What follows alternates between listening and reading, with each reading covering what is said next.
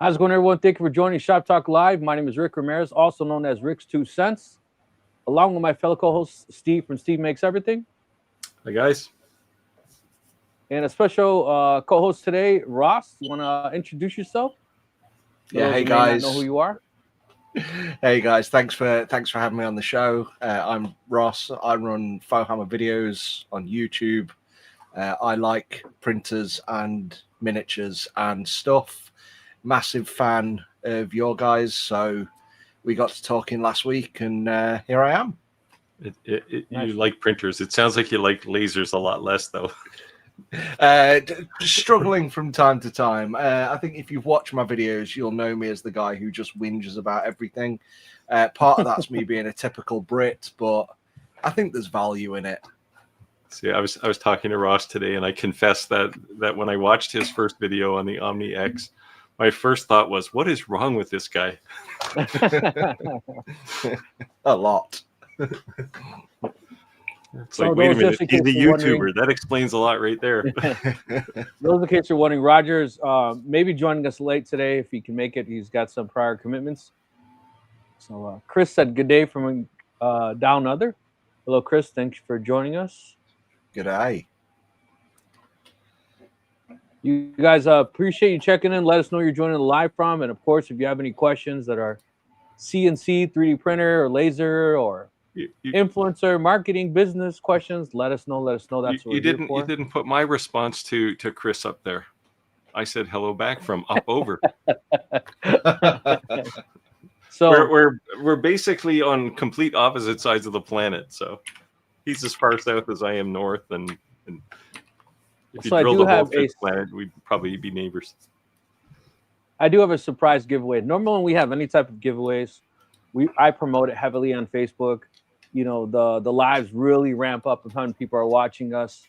But I didn't do that at all. And the reason I didn't do that at all is because I didn't want to give an opportunity for someone to win something who wasn't a loyal fan, right? A loyal subscriber. So I wanted someone who actually is loyal to actually showed up because they chose to show up, unaware that there was a giveaway, and that's just why they decided to join the live. So if you are a member of our Facebook group, do me a favor, go to the Facebook and look for a small pink toolbox. And I want you to put hashtag Shop Talk Live so that I know you saw it. Do that, please. And then we will just go ahead and start a pinwheel in the comments as well at 7:30 for the live giveaway. But that's for people who are already members of our Facebook group. They get a sneak peek of what the actual giveaway is going to be. So we can continue on the live, but if you want to see what the giveaway is, you really take a peek. And you can pick any color you want. It doesn't have to be pink. Although Steve said if he can enter, if he wants the pink. That was my first question. Can I get it in pink? Yeah. We don't have Lowe's here anymore. It's too bad because I actually like Lowe's.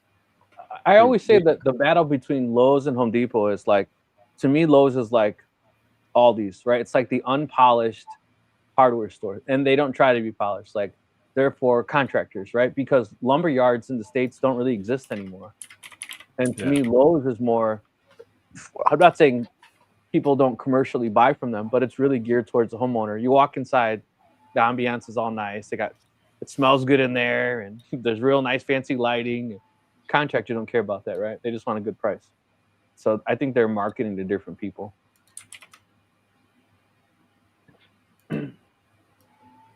Radu said, how come typing at a name doesn't auto-complete anymore?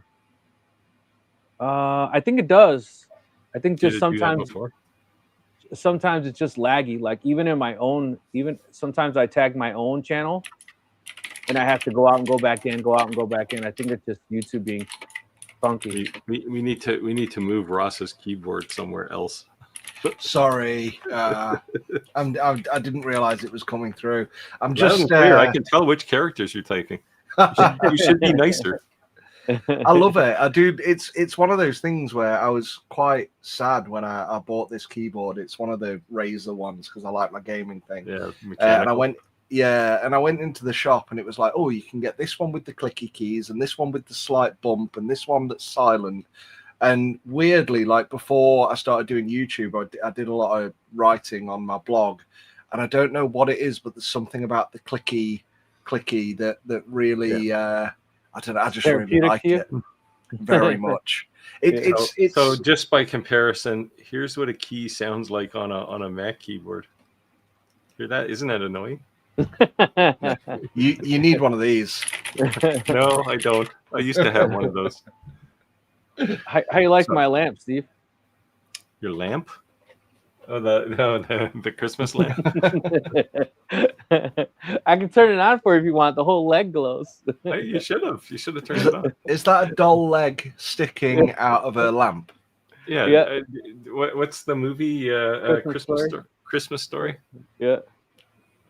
And the father wins the contest of this leg with the lamp, and the kid's mother's incensed. And my sister bought it for me a couple Christmases ago. Crazy yeah, boy. I've seen them for sale. Yeah. I've been tempted, but my wife would be incensed. Well, you notice where it's at. It's not in my living room as it was in the movie. So I showed Ross this earlier. Where's my Christmas decoration? Oh, here it is. So I made one of these, not this one, Okay. but I made another one. Just a multi-layer Christmas decoration. It's the video for this thing in the back of me here. And I snuck it onto the Christmas tree in our living room, and it took about 3 seconds for my wife to go, "That's not staying here." Oh, Like, wow. I made it. It's she doesn't care. She saddens me with her distaste for what I do. Oh, I have 3 it's not Christmas just trees in you. my house. I get it all the time. Like I'm even today. I'm like I've got a new laser. I'm currently playing with the X Tool, the X Tool F2 Ultra UV. God, that machine's a mouthful. And I've made little, like you have, like baubles with the kids' names on. I've done I've got a few here, like some just tumblers for the kids. Loads of nice stuff. And she's just like, oh yeah, great. Just never impressed. Never impressed. It's probably because it's me. Yeah, I don't know. We suffer for our art. I did make We something do. my wife likes though.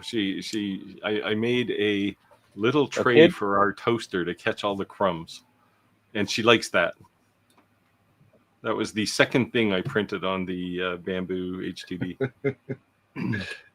Oh, they're so good. They're so good. You're enjoying the H2D then? Oh I man, got that it's from last week. definitely, every once in a while, like I buy a lot of frivolous things and you use them for a while and you go, yeah, okay, I'll just put that in storage somewhere. But every once in a while I'll buy something and I'll go, okay, that's something I want to keep.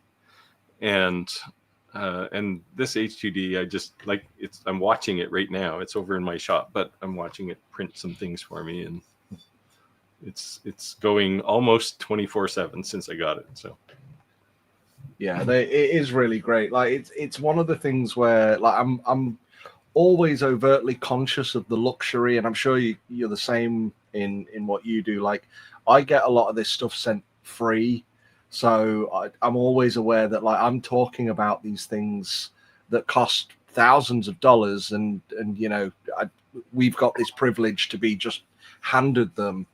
And it's one of the things where the value of these products has lost all meaning to me at this point. So when people, say to me, you do this review because you get a free £2,000 printer, I'm like, you're going to be really upset when you find out I've got 3 of them. And actually I've spent an hour and a half of my life on the internet slagging them off and having a go at them.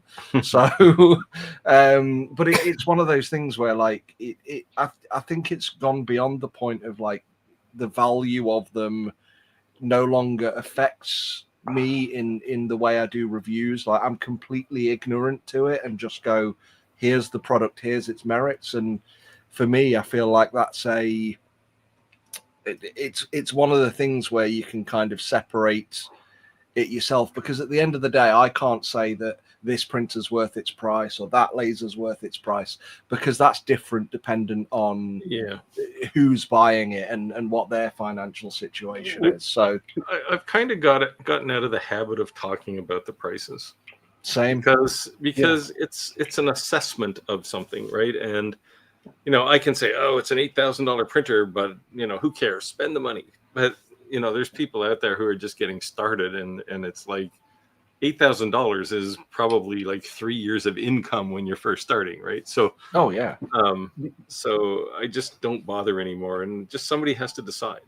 Like I can show you the features, I can show you what it can do, I'll show you a real project or two, but I'm not going to comment on the price. So They're some all people have expensive. asked me how come I That's don't just- comment the price. Now the reason I told them I don't comment the price not because I'm being like one way or the other. It's because the video is going to be on YouTube forever, right? So Yeah. you're like, this is a $6,000 printer. In 6 months from now, it could be a total different price, and then people will just murder you. Like, why would you know? Or let's say it was Yeah. a Black Friday sale and the prices jumped up. You know, like so. And I sometimes say that in the video itself, like you know. Yeah, A there long was time probably. there was somebody commenting on my channel, some Xtool video, commenting about the P2, and when they bought it versus today, it's $900 cheaper today than when they bought it. Yeah. And it's like, yeah, that's What are you gonna do? technology, right? That's what happens. It comes in expensive and it ramps down until no one wants it anymore, and then they'll bring the next generation out, and it'll be expensive.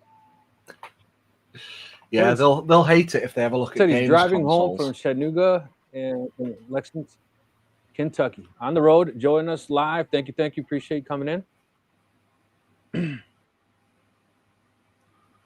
Daniel says he just. Daniel. Oh, this used to be Zentenro. Now we have to look at his real name. He needs a 007. Everybody here needs a 007 instead of some random numbers. I just finished watching one of. You say Fow Hammer? Faux hammer. Okay. It's Oh yeah, constantly. it's the accent. Yeah, it's Faux hammer. I don't know. I mean, do you guys not have faux leather? Like Well, faux, we faux have- yeah, fur? like fake leather. Yeah, we have Yeah. French people, and Yes. faux means false in French. That's it. I mean, you're in Canada. Yeah, You're fake closer leather. to French speakers than me, probably. Probably, yeah. I don't speak French, at least not very well. But. No, but I would have thought that would be a thing. I mean, when I created it's a play on, for anyone who wants to go super nerdy, which is probably no one, but you're getting it. It's faux hammer from the game Halo, and I was playing Halo at the time, and faux hammer is Gandalf's sword, and that was the name of the dropship. And I thought, oh right, well, I tried to set that up as my username on Xbox, and someone had it, so I changed it, and I was like, oh, like a fake version, faux hammer. Thought I was being really clever. Genuinely, one of the main reasons I started a YouTube channel over my blog was just to teach people how to pronounce it properly, and it's gotten worse. Foxhammer, Foxhammer is what I get most of the time. I even had a friend buy me a foxtail and ears as a joke, which she says I have to wear on a show at some point. I'm not brave enough to do it. They're really good quality. Did he? they got him at the border coming back, and don't have to get a coyote to get him back in the States. Nah, he's back. Yeah, I love coming over to the States. I really do. Like it's weird. Like it's so similar but different. And I get to come out, like, thankfully, through a couple of partnerships I've got with some miniature brands. Normally come out about 3 or 4 times a year. So honestly, for me, it's just nice to get away from the kids. I love them, but they're always there. And how do you feel about driving on the right side of the road? And I mean the correct side. the right side and the right side. Honestly, I've gotten used to it. It's not a thing anymore. What I can't get used to is driving through a red light if you're turning right.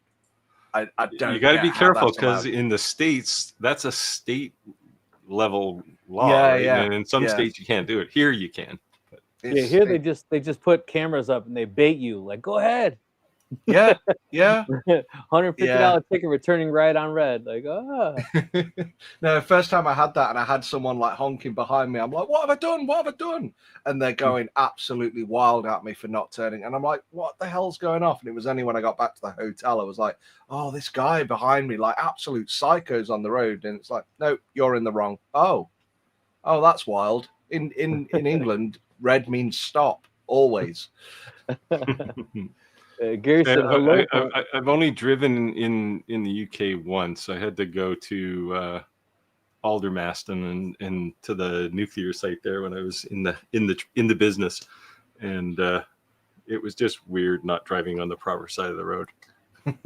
And everybody else told me it was weird driving on the right side. So I would have thought the bigger problem moving from like US or Canada to the UK is driving on the road and having to drive like this with your shoulders in because everything's so thin, like in a car like that compared to like the vehicles you guys have got out there. Like something what we would call a truck, you would call a car. Well, I drive a car. Rick drives a monster truck. It's probably the smallest truck I've ever owned, but yeah, I call it a chick truck because it's too fancy. But yeah, Gary said hello from Waverland, Iowa. Thank you for joining, Gary. Thank you. Let us know if you guys have any questions. Of course, let us know. Appreciate everyone checking in, though. And again, people who are maybe newer to our live, if you're wondering why we are reading the comments, because you may say, I can see them, so why are you reading them? A good portion of our viewers may be working in their shops or working at their job, and they choose to listen in and may not always have a chance to visually see the comments, so we choose to read them. So whether you're watching or just listening, you're aware of the comments as well. And since Ross is here tonight, you can ask about 3D printers. Absolutely. You can ask him about lasers too, because I'd like to hear his answers. Yeah, I'm here to be schooled. He's a what we would call in the business a newbie when it comes to lasers. So totally. Do you want to give us a lowdown on what kind of setup you have, what kind of equipment you have? Well, we can go through a lot. My daily drivers, like I do a lot more printing than lasers. Lasers is kind of we'll get on to lasers. So I'm running, I don't know if you can see them, I've got two Haygears RS printers there, the original RS and then the new one. Those are my resin printers. Down below there, which you can't see because I am surrounded in boxes of products that I need to review, is my Snapmaker U1, which is the multi-head 4-color 3D printer. Sat just outside the room is the Prusa L and the Prusa Core 1L and the Bamboo H2C, which I need to get around to reviewing. My H2D is in my place of like honor. Nothing moves from there. And then on my workbench at the moment, because I've only got a small workbench and space for one product, is the Xtool F2 Ultra UV. I got it right that time. They really should have called that a different name. Call it like the U2 or something. Well, U2 yes, like some connotation. No, exactly. Not the V2. Yeah, like or UV2 or something. Just like I think it's a mouthful. I get that it's the same form factor as the F2 Ultra, but yeah, I think it might confuse people. I've even said all like these tools a side hustle or your primary gig. What's the deal with that? My primary gig now for I think just over a year. I've lost all track of time because I exist within these four walls. This room is now fully YouTube, fully YouTube. So that is my. I'm very honored to have that position, and yeah, like I don't use these. I don't have a business that actually earns me money from selling things. I get occasional favors from friends. So I've got there's a big hobby store in the UK called Element Games, and I'm friends with like the guy who owns that. They're up in just outside of Manchester in Stockport, and every time I print something cool that's like Warhammer related, like big axes or like bolters, normally Warhammer stuff. I did a massive Terminator, which was in my last live stream. I normally send them to him and he gets them painted up and displays them in the store. So and then I get a good chunk of discount off my own hobby stuff. That's the majority of what I do is paint miniatures. Like I got into this through painting miniatures, not really a business, but then I started putting more time into this. It started earning a little bit more than my job, so I quit my job, and then the earnings just went like that. But it's still passable. Like, you know, it does the job, and I'm happier. I work longer hours. I work like it's 1 o'clock in the morning here, and I'm still up and I'm still smiling because I get to talk about technology that I love.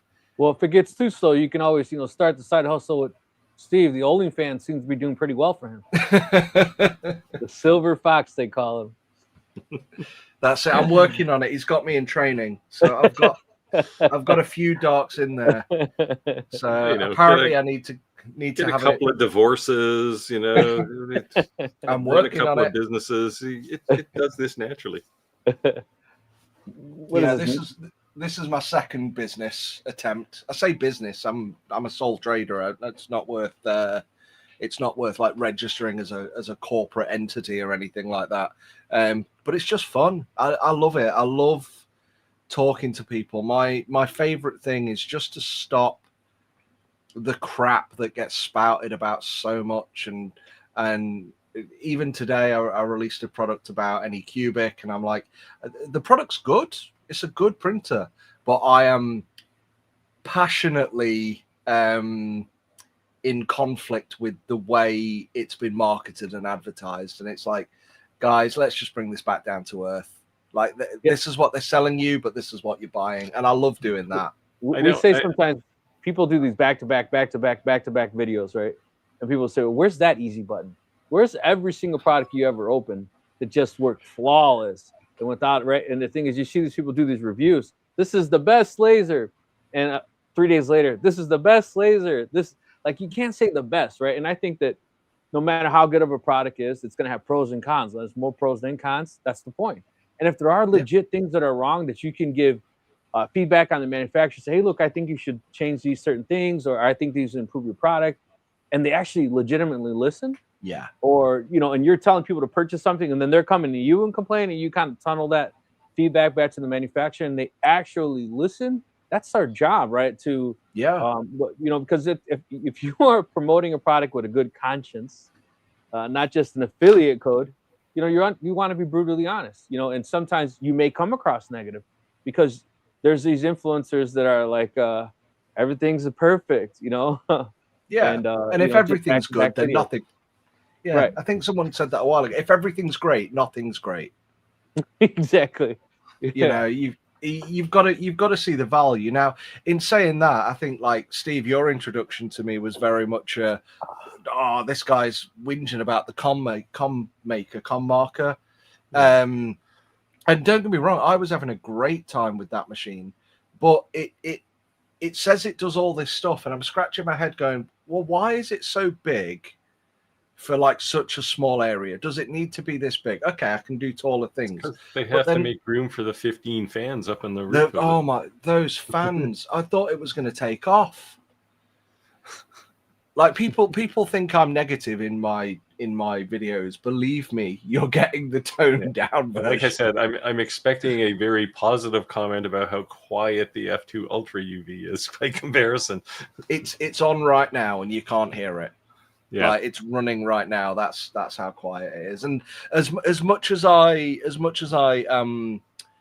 quite British and frank in my criticism, have a look at my X-Tool F1 Ultra review. That was my first X-Tool product, and it is one of the best products I've ever used from a user experience point of view, practically speaking.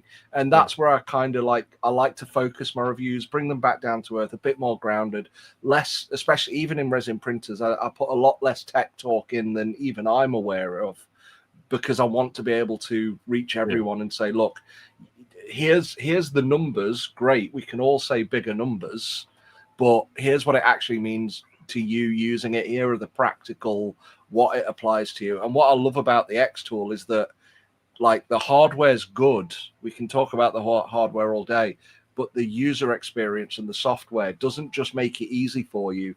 The first time you do something and it pops up with a guide and says, oh, if you've not done this before, you click this, you import your image, and it's all there in the UI. It walks you through it. And it's have you done an internal engraving on the X tool yet? Not on the UV. I did one on the I did a brass coin on the F1.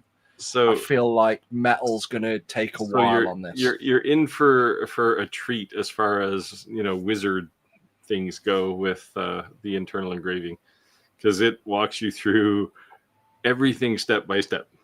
Oh wow, it's amazing. Like it's just designed for humans, right? Yeah. It's like Xtool is and Bamboo for that matter. They're making toasters, right? You don't have to know how the toaster works. You just have to know that you put your material in it and you push the button, and a couple minutes later it comes out. It's done. That's the market they're after, and as opposed to certainly some of the older open frame lasers where it was a lot of twiddling. Anything that gives you a substantial toolkit is probably not good for normal people. Yeah. It's weird. Like, one of the things I heard you talking about last week, and I kind of wanted to address it more vocally than try and talk about it in the chat, is a lot of people talk about the best beginner products. And it's very weird because I had this conversation with an airbrush manufacturer, the guy who pretty much runs Harder and Steenbeck, a German airbrush company. And it was weird. They've recently designed and released something called the Ultra, which is their beginner airbrush. But before that, the best beginner airbrush was their most expensive one, and it's because it had the features like a needle stop on the back that had a quick release, and it had an easy release nozzle, and all those things make it easier for the beginner to not damage their airbrush, to get the pressure right, to get the spray right. And they were looking at it backwards going, well, hang on a minute, if our expensive one, most expensive, is the best beginner one, why don't we take the best design elements from that, reduce the price, make it cheaper? And that's what they've done. And I think we've got the same in lasers. Like, the best beginner laser, as daft as it sounds, the best beginner laser would probably be something like, is it the M3 or the M1 or the M2 from Xtool? Like the all-in-one printer, the M1, sorry, like the all-in-one printer laser, because it's got that user experience. That's the M1 Ultra. Yeah, I mean, it's only a diode. No, it's Ultra. Yeah, that's it, the M1 Ultra. But I know it's only a diode. It's not got anything fancy. But for a beginner, that's going to be the easiest journey from, I don't know anything about lasers, to, oh, cool, I've built a house. A model house, but still a house. Anything. You've made something. Yes. Right. Steve, you got a comment at the bottom here. Yeah. Well, yeah, Chris knows very well that we're diametrically opposed cousins. Our first day of winter is his first day of summer. Crazy. Tom said hello from Wisconsin. Thank you for joining. Thank you for joining, Tom. How much snow does Wisconsin have right now? I don't know. I got two brothers and a sister live up there. They haven't been posting much. Chris said a toolbox is easy to find in hot pink. So people are jumping in the Shop Talk Live Facebook group. And if you're not a member and you want to cheat, it's in the ticker. If you go, it has a couple of advantages, this toolbox. So first of all, it's you can't like conceal it, so you're not going to steal it. And certainly you can take a quick look around pretty much any workshop and you're going to see it right away. So if you go to shoptalklive.club, it's not a website. It's just auto forwarded URL to our Facebook group. So we don't have this big long URL. And if you want to take a look at the giveaway, we'll actually start at 7:30. Again, this was not a publicly announced giveaway because it was meant towards our loyal subscribers. For our peeps. Exactly. And you don't have to have pink. You can choose any color you want. So if you want to click on that link and take a look at Lowe's and pick out your color that you'd want if you win. So yeah. Daniel says here he's purchased 2 resin printers in the past and sold them both before using them because he just couldn't make the commitment. So the biggest I thing got- I've heard about resin printers is they're just messy. Oh, so messy. Yeah, they're better now than they used to be. I have a first generation Anycubic resin printer, the little one, and I forget the model of it, Yeah, but it's the very I- first one I had. Yeah, I get the whole idea, the whole concept. 1 is the same as 10, right? Like it's coming up at a certain, so that there's definitely a speed advantage, but just the common theme is it's just messy. Yeah. Well, one thing they've gone to some lengths to improve is filling the tray and emptying the tray has gotten a slightly better. They used to have just a rectangular tray with kind of tapered corners, but you pour out of them and it runs all over everything. Now at least most of them seem to have some kind of a spout, and it's actually kind of designed to pour the resin back into the It's bottle. intentionally being messy in a certain designated area. This, you know what, you joke about that, but I've over the last year had a running theme over my videos, and I've basically like given a machine a thumbs up or a thumbs down depending on the quality of the pour spout. And it is wild that we are in 2020, well 2026 almost, and these people who make these really high-tech machines don't understand the basic functionality of a kettle. Because they can pour incredibly well. But yeah, it's one of the messiest types of 3D printing it is the messiest type of 3D printing you can get in the consumer space. It's horrible, and you need all that kit to clean it up as well. Yeah. So Chris it's said wild. old-time Gloves up to typewriter here. keystroke sounds. Old habits are die hard. Yes, I'm taking that as a win. Tim says, "Okay, who has heard the Xtool news release today?" So Xtool has, not surprisingly, decided they're going to build a UV printer. They are? Yes. Oh, has that been announced? It's been announced that they're planning to build something. Oh. It'll be out soon. Well, let's see. It will be in Kickstarter soon. Oh wow. Don't get me started about Kickstarter. That's crazy. We talked about this last week. It's crazy. Dave said, sounds like an old IBM keyboard. Yes. You know what's funny is that when I heard it, that's what I actually pictured in my head. Yeah. I used to have one of those and I got tired of kicking it around, so I tossed it out. And then somebody said, you know how expensive they are?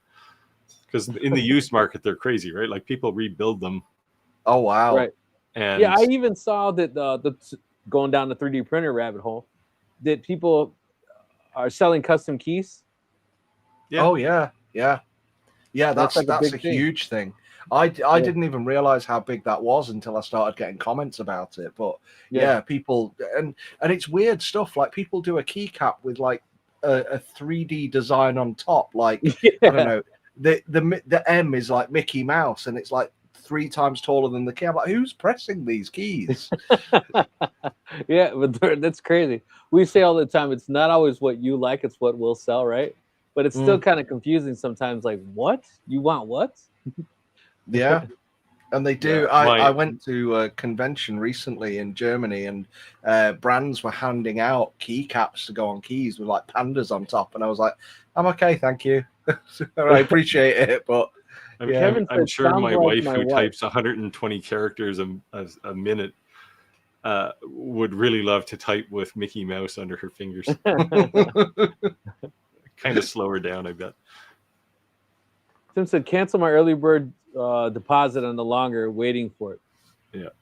So good news, Tim, if I didn't tell you already, Eufy Make has resolved all of their ink problems, and they're back. They've got production running again. So hopefully sooner rather than later. Yeah, as people were literally dropping the Eufy to go to the longer, but it's pretty bad when the issue they run into isn't in the printer, it's in the thing that makes the ink. Consumables. Yeah. But only the magenta ink was having this problem. Yeah. I mean, that's a big issue though, you know? Yeah. Hello from Portland, Oregon. Hello. That's why I wonder, Longer will basically, on their e-print, will allow you to run any kind of ink. You're up, and Steve. they're going to be in big trouble potentially. Chris says, Steve, how old is your toaster? Milk crumb tracer. So you have to understand, my toaster is like a $19 toaster because I don't eat bread usually, and my wife makes one piece of toast a day. So we don't need a Smeg toaster or something really fancy. It's just like, the cheapest toaster you can get. So Radu said longer left a bad taste in my mouth with the Nano Duo. Yeah, Fiasco. this is So- I had a bit of a conversation with Longer about this when it was happening, and it's like the only advice I have for people is if Kickstarter makes you the slightest bit nervous, then pay the extra money and buy it after the Kickstarter is done. Right. So, but the whole thing is that understand that what Kickstarter actually is, like, it's a opportunity to get something at a really good deal, early buy-in, but you're also taking a risk to either not get anything at all or to get something that sucks. Right? It's like Temu. It's like a 50-50 shot, but it could be worth the risk. But if you go back to the original spirit of Kickstarter, it wasn't so a company like Longer or Xtool could do a project, right? It was, hey, I've got a great idea. Let me build a prototype and then take it to Kickstarter and convince people that they want one of these. The average Joe who doesn't have the big wallet or financial backing who has a great idea, to be able to come to market because of the fan. But now these big, huge, large corporations are taking advantage of that. And I'm sure that's because, hey, at the end of the day, that's not coming out of their investors' capital, right? That's it's not a capital investment. It's coming from them. Yeah, nothing against these guys because they're both Longer and Xtool are friends of my channel. But at the same time, if you've got a sign on a building, you're probably beyond Kickstarter, right? And if you have a Kickstarter project, you're somehow abusing that system. Yeah, right? It's just becoming the norm that they're not going to deep in their own pockets to invest in something that's, they come up with an idea. They put a Kickstarter project in place to pay for the engineering of the thing. Yes. They build a few prototypes. They send them out to YouTubers to say great things about them, hype, as Ross would say. And then they'll build a handful of them. And I mean, you ran into this with Anycubic, with the Anycubic, what is it? M3? The P1. Well, no, the P1 was Kickstarter, but the M3, it came out. They built 50 of them and then stopped making them. Yeah, and it was amazing. Amazing. People are still picking them up now, secondhand, going, "Oh, this is incredible." It's just it was basic, sturdy, solid, good hardware. It was expensive, but it was the last great printer ever made in terms of build quality and features. It was amazing. So I would say this, that I'll put my neck on the line, so to speak, or my head on the chopping block to say that I think overall Longer has been a pretty solid company. I wouldn't say flawless company, but I say solid that they pay attention to detail and actually are responsive on feedback of product improvements. And unfortunate with Kickstarters, maybe trying to leapfrog in this competitive edge, right, with all these tariffs and things that are going on, to be able to come out with newer products can leave a sour taste in certain people's mouth, and and can make someone's reputation bad. And that's honestly just unfortunate. That's but that's the risk of business when you go down that road. The thing with Longer is they know their market, right? They know they're not going to compete with Xtool ever, right? They know they're on the entry end of the market. They build a good solid product for the money that people can pay at the entry level of the market, and that's where they're happy. And everybody's excited about the ePrint, but I guarantee you it's going to be an entry-level tool. And it'll have its bumps, but it'll work well, and it just won't have all the bells and whistles that maybe an E1 has, for example. Yeah. But they understand their market, and they know how to pivot, right? They started as a 3D printer company, then they became a laser company, now they're becoming a UV printer company. So as the markets kind of grow and mature and start to ramp down, they jump to a new market, and I gotta give them credit for that. Yeah. Radui said but my hesitation is going to be, I'm sorry. Well, my hesitation is going to have the typical X tool price point. Yeah, probably. Yeah. X-Tool's I've not always I've always defended X-Tool's prices because I've seen what their products do compared to what other products do. Not as far as output. I mean, anything can cut a square out of a piece of plywood, but it's the process to make that happen that they do much better than everybody else. Yeah, it's premium. You're paying a premium to get premium. Yeah. So if you don't want that, you don't need to. Yeah, and they know how to support things. Which, although I've had people say, "Oh, they've got terrible support," but I haven't. Yeah, I don't own an X tool, but what I would say is that I think the advantage you're buying is definitely the support and definitely the software, right? And we say that all the time. Rebranded lasers, there's a lot of them, right? Especially when it comes to fiber and UV. You know, we all know there's like 3-4 manufacturers, and the rest all just rebranded. And a lot of time when you're paying that triple the price of what it actually costs is because you're looking for a 1-800 number, 24 access, tech support, you know. And when you go down the other rabbit hole, your real support is the community, right? Yeah. And I would say too is that even these bigger, larger corporations, even when they do have support, you'd probably get better support going to a Facebook group that has 45,000 members of that particular laser because someone has had the same problem, right? Let's see. Let's catch up here. Dave said it's proper English. Sorry. It's fighting with my window. It's hot in my studio. Mr. Wright said, is it necessary to get a CO2 laser to cut material 8 inch for sublimation? No. You can cut. No. Depends on the material, but like if it's acrylic, yeah. But I would if it's just wood or you know any other kind of material except for metals, you don't need a CO2 laser. I'm assuming if it's sublimation, you're using 1/4 inch plywood that has like that white pre-sublimate stuff on it already, and you're just cutting it out. And if that's the case, you just throw masking tape on it and hit it with a diode laser. Comment and let us know exactly what you're doing with it. Yeah. I got lost at 1/8 inch. I've no idea. In the UK, 3 millimeter. How many millimeters is that? 3. So I do that to Steve all the time. I'm like, huh? What, Steve? Well, you see, I'm in this weird situation, jam between the U.S. and the rest of the metric world, and I speak both. Yeah. It's when you're asking for like 1/16 of an inch torque wrench or something like that. I'm like, what is it? A 1, a 2, or a 3? Steve, you want to take this?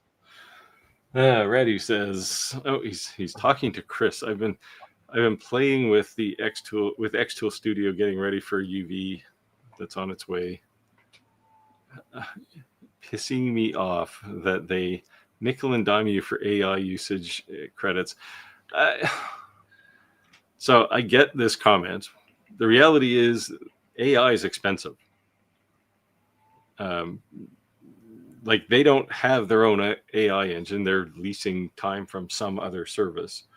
And to give you an idea of the magnitude of this problem, AI companies are about to spend $1 trillion building data centers over the next year. Mm-hmm. That gives you an idea why these guys are nickeling and diming you. Yeah. I wish like as weird as it is, like we talked about AI briefly before this earlier, but the thing with AI is AI to me, the way they price for it, where you have to buy credits and then use credits, it reminds me of like the early Xbox days where you have to buy Microsoft points and then use those points, and you've got a disconnect from the value you're spending. And I'm kind of like, right, how much is one generation in money, please? Like, I don't want to pay 6 tokens. I want to pay 30p or something like that. So, but again, global currencies. So when we were talking today, I mentioned that I use Kittle, and the paid plan on Kittle, I don't know, it's like $10 or $12 a month or something. But that gives you a boatload of, you still get credits, but it gives you a boatload of these things per month.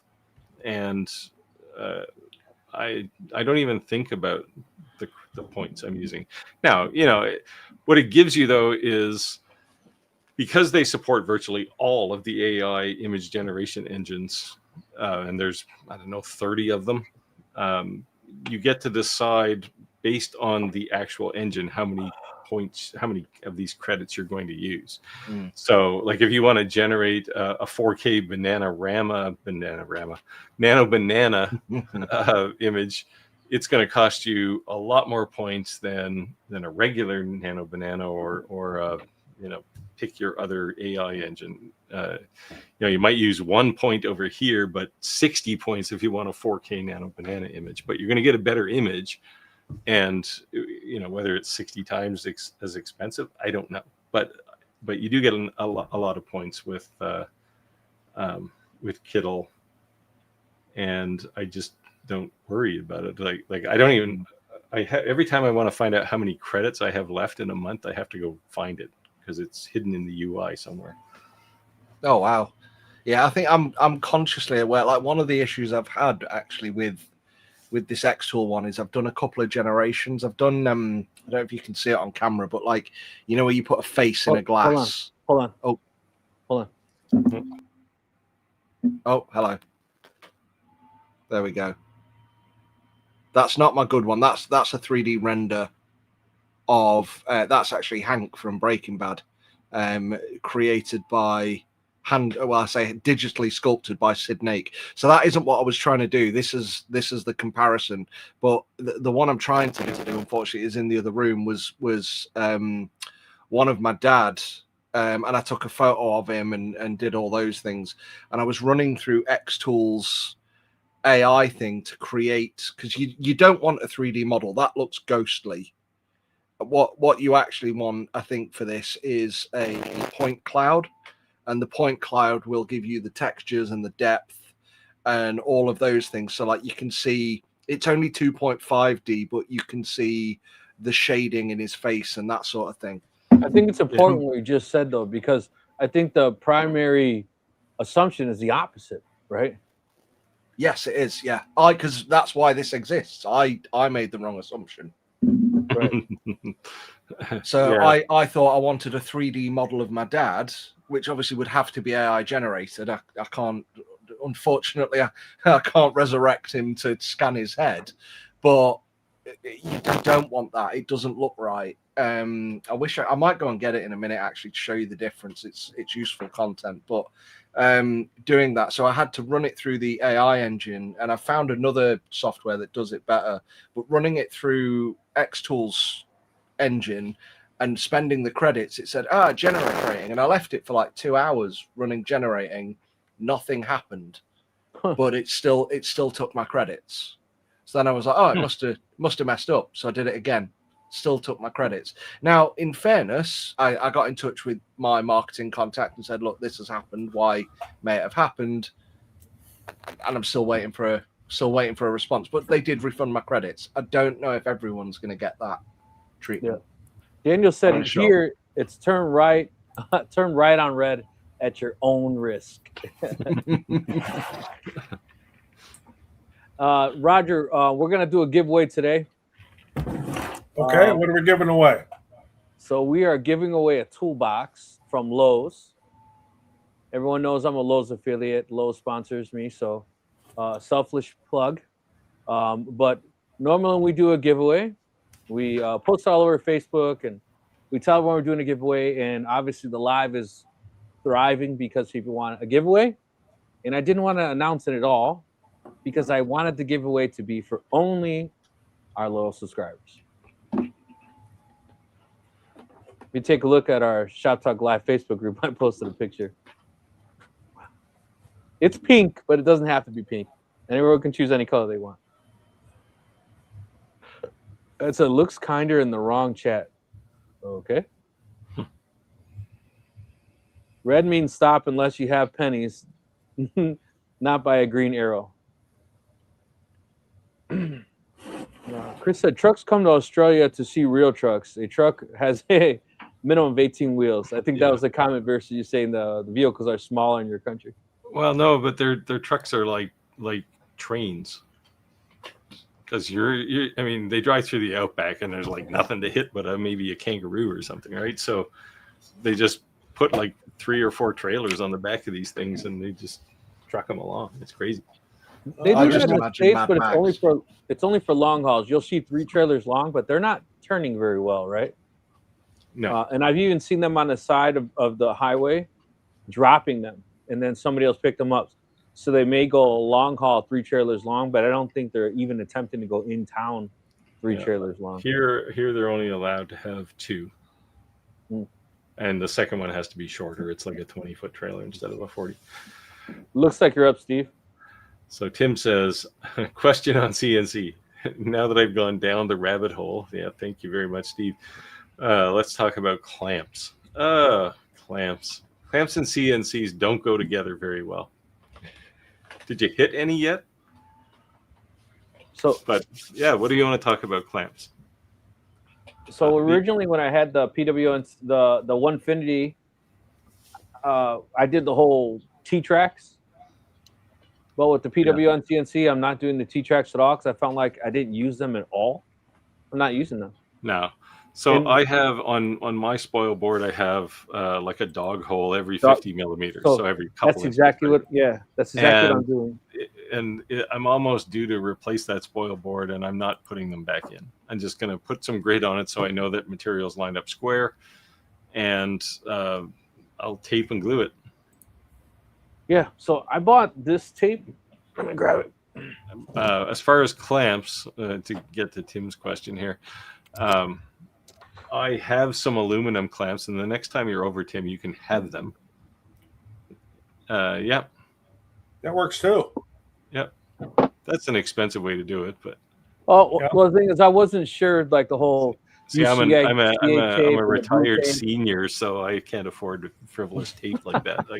I can only afford a bottle of crazy glue. And oh, come on, man! Tape. Come on.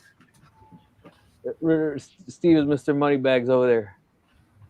So I can show Tim the next time you're over. I'll show you the clamps I have. They're aluminum or aluminium for Ross's sake. Thank you. I wouldn't have known.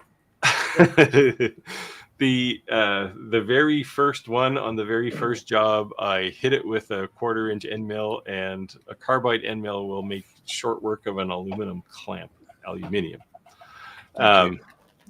And they just get in the way. Well, one of my 3D prints just finished, so I got to show it off. Oh, nice. Nice.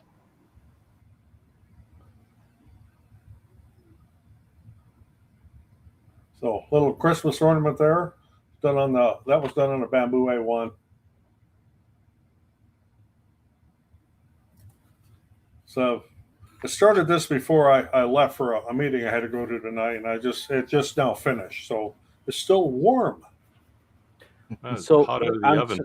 So it took like what, 4 hours? No, it was about a 32-minute, hour and 32-minute run.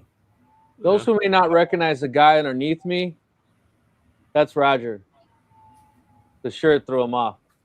Yeah, and well, I was at a meeting tonight. I didn't have time to put on one of my fancy shirts, so of course it's a little too cold here to be wearing tank tops like I was the last couple of weeks. But come late January, I'll be down there again. So you'll be hearing me live from Mexico at the end of January for a couple of weeks.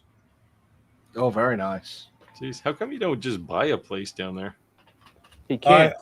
I almost did last year. I really almost did. So when you're American, you can't own beachfront property. You have to jump through legal holes. Oh, yeah. It goes into a trust. Right. Until you get dual citizenship, and I speak Spanish well enough that I could pass the test to do that. Right. And otherwise, you have to lease it for 100 years, and then you have to change it within your family. So 100 years, you're dead anyway. So that probably wouldn't matter. But if you don't, for me, in 100 years, I would definitely be dust. So yeah, but you'd have to set that up. Otherwise, at some point in time, the government would just take your property. But you'd be long gone by then. But still. Yeah. Tim said, "I got the list. 5 minutes, guys.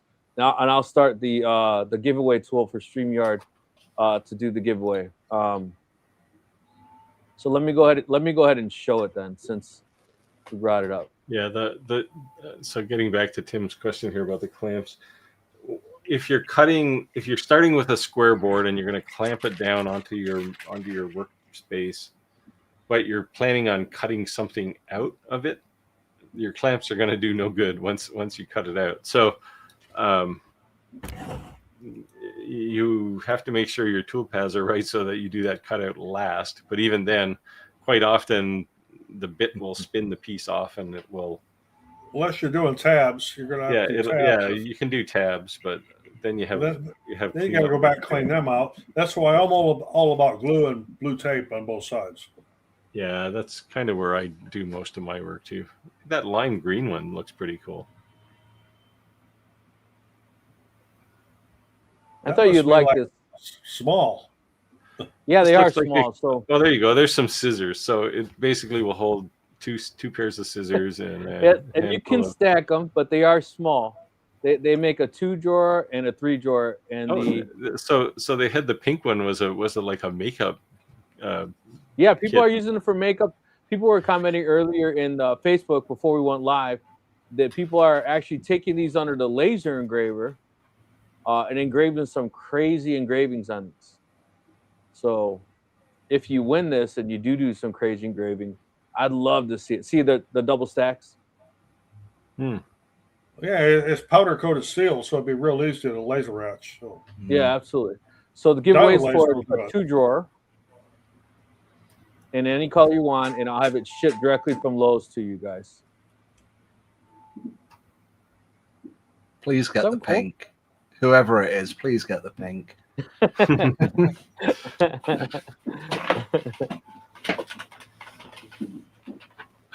Rick is here from Fish Lake, Indiana. Yeah. He's in the house. Every time you post, I love better that. than being outside, especially in Indiana at this time of year. Yeah. So I've been busy 3D printing stuff for other people, and I want to at some point 3D print some stuff for myself. And I wanted to ask you guys: have you guys printed? Now I'm at lost words and I can't think of the name. The inserts for either your chop saw or your table saw, so it has a 0 clearance. Yes. And have you noticed the difference? Have you noticed the difference? Is it worth the print? What I will say, if you're going to do it, don't use PLA. Use PETG. No, but have you noticed the difference in improvement in your actual cuts? Oh, absolutely. I do 0 clearance on everything. You know, I made a insert even for my saw stop, but my mistake was the first one I printed out of PLA. You know, because PLA absorbs moisture, then it gets brittle, and then it breaks. But PETG doesn't do that. And then it flies if it hits the saw. Yeah, then it flies around. Yeah, so early on talking to you, Roger, I ordered pretty much every color that Bamboo makes in PETG. And then I ran through like blue, green, orange, and I had to buy your favorite brand, Creality.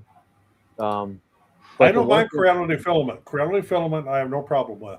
So the only thing that I've noticed is a different story.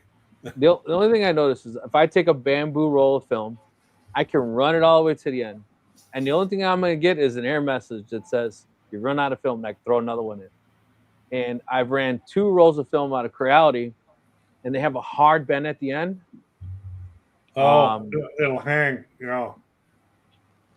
I got stuck to that. I had to take apart and get it all out. And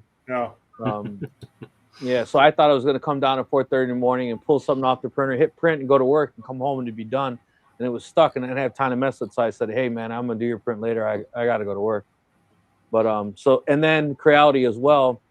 I had 2 rolls of film that the first couple winds were like funky, and it was actually giving me error messages. There was too much tension. And then after the couple winds, then it was fine. But the way it was It was like really hard on the bank on the right side. Yeah, it gets jammed against the bulk of the filament and the side of the spool sometimes. I'll tell you what will really tick you off, and I've never had it happen with Creality or bamboo filament or Tech Bears or Sunlu, but with Elegoo, I had a roll of filament. They had what they call a cross wrap. And since you're an electrician, you know about cross wraps and wire spools. Yeah.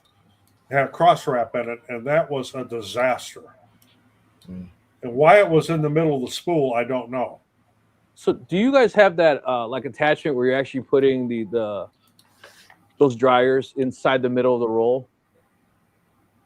I have desiccant in all of my AMSs and Ace Pros, and of course that's all I've got now. Oh, and by the way, I went down the rabbit hole today and ordered an H2C.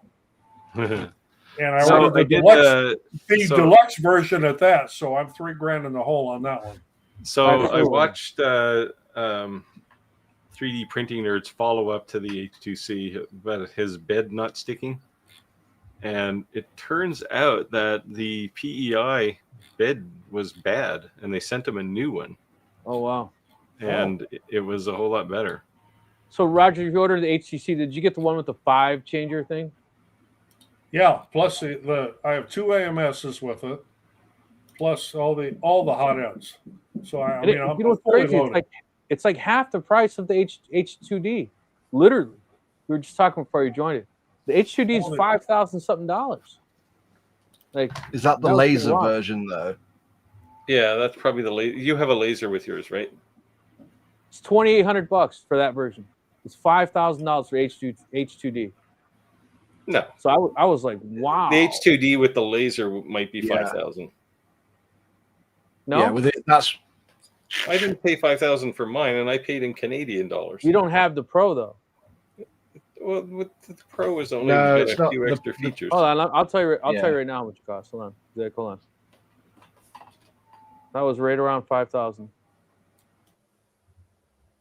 Like I bought the H2D with 2 AMSs, and it was like $3,300 Canadian or something. Maybe I'm over exaggerating. Hold on, or maybe that was with my material. So it's $3,685.03 for just the printer itself, right? Does that have a laser with it? No. Well, it sounds with that price, it sounds like it's got the laser. No, it does not. That'd be weird because the H2C is the H2D without. Is that the 2D? That's the Enterprise version. That's the Pro. Yeah, that's it. It's right here. Yeah, that's the Pro. I think that's like $1,000 more, but that's got an Ethernet port on it. Yes, and it's got the some secure encryption that I don't know and I don't care, but and I review them, but that's why it's something to do with like secure local encryption for sending files. So basically, that if you are doing proprietary parts, protocol parts for any manufacturer, they wouldn't want it to be a Wi-Fi. They want it to be on a local area LAN network only, so it's secure. And then basically someone can't steal their concepts or designs. But for a normal business or anyone who's actually printing, who's not printing with someone else, that probably really have no real big advantage. That's why I was like, well, I get the whole dual head. That's cool. But when I saw the HTC, that's literally half the price, and you could get 5 heads, I was like, wow, like how do you justify that double the price literally for the protocol, internet protocols, right? The security level. That's pretty much what you're getting. It's the security level protocols. But are the files not still going through Bamboo's cloud thing in order to get them to the printer on? And again, I'm not here to be like, Bamboo server, they're stealing. I don't know enough about that to really have a comment or a view, but I thought the big ordeal was like, hey, Bamboo you can't go from slicer to printer without going through them. So does this change that as well? Does it go direct to the printer over the line? It must do. Yes, if you're hardwired. If Yes. Yeah. Yes. Yeah, So I if, run so when all you're my sending bamboo it, printers. I run all my bamboo printers in land mode. I don't go through the cloud. Yeah. yeah. And the other thing is, Rogers, you refused to do that update, right? Because you didn't want to. Right. I'm not going to become part of that. And when I get the H2C, I will go into developer mode so I can run it in land. So the I'm not worried about Bamboo stealing my files. I could give a crap about it, but I just don't want I don't need that extra hassle. You know. so here in Canada, the H2D is about $750 cheaper. So how do you even see the price? Because Just go to you the can't Bamboo store. Well, see, the Steve's Pro? sitting here without the tariffs. You can't purchase the Pro. It only has an Inquire mode. Right, but I'm not looking at the Pro. Oh, okay. But the H2C is not the Pro either. Okay. Right. No. I was just saying the H2D Pro is double the price of an HTC. And you get with the HTC, you're getting 5 heads. H2D, you're getting 2 heads. Yeah. But the real main difference is the internet security protocols, right? Sure, but that sounds like a very minimal feature for $1,000. I agree. That's the point. Yeah. That's Which begs what the I'm question: saying, why right? did you buy the Pro? You just wanted to put the little word Pro up there on those things. No, so you people know, could the HTC fix the didn't come ooh out factor? till the HTC didn't come out till a little bit later, right? And then No, but you could have got the H2D without the Pro logo on it.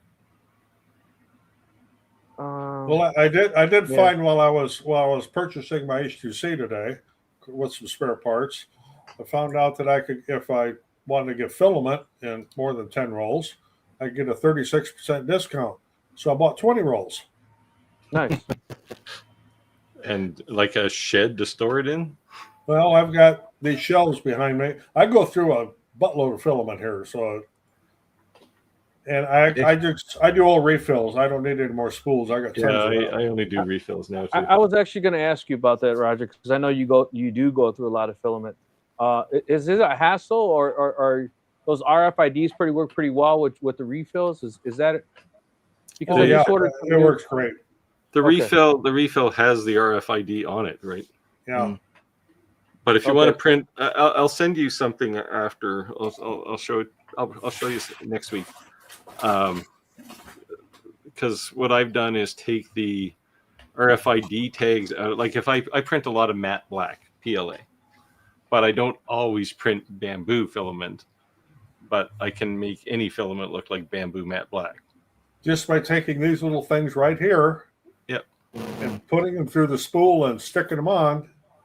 I don't even do that. I just made some clips that fit into the center holes. Oh, yeah, that'll work too. But these come off real easy, just like that. And you just with a little piece of tape on the inside of the spool, and now you've got an RFID tag. Of course, nice. I don't know what this one color is on this one. I grabbed it on my trash can. No, just put it onto a spool and put it in your. You know, what I was laughing is I saw on Facebook Marketplace people selling those tags and selling the old spools. Yeah. So there is the thing. The thing is, it's going to be interesting to see how this evolves because Elegoo and a bunch of other companies have come out with are using an open source version of those RFID tags, which isn't the same, but it's the one everyone else is using. Well, I promise her when we do this, we do the giveaway at 7:30. It's 7:39. So let me go ahead and share my screen, and we'll get the counter starting. So it'll be interesting to see if Bamboo rides the same wave or whether they continue to do their own thing. Well, I did buy some PET G filament on Amazon that is supposed to have the RFID tag in it that is compatible with bamboo. It wasn't bamboo filament. I can't remember what brand it was, but it was. I needed this translucent purple, and the only place I could find it was on Amazon, and I think it's made by Sunlu. Yeah, hopefully it'll come on a plastic spool and not a cardboard one, or I'm going to have to make a ring for it. But so the Sunlu spools are very similar to the bamboo ones. The plastic. Are you guys seeing the? Oh, there wow, you go. that was a delay for me. How about you guys? We don't have Clayton here tonight to Right, enter I 5,000 shared pounds. it. So just so everyone's aware, we'll go ahead and start the giveaway. You do have to type in the comments of the live here, hashtag Shop Talk Live, all lowercase. It says exclude winners doing multiple drawings. I'm going to uncheck that. So go ahead and type away. We'll continue with the live, but flood the live if you want. Just Shop Talk Live, hashtag Shop Talk Live, all lowercase letters.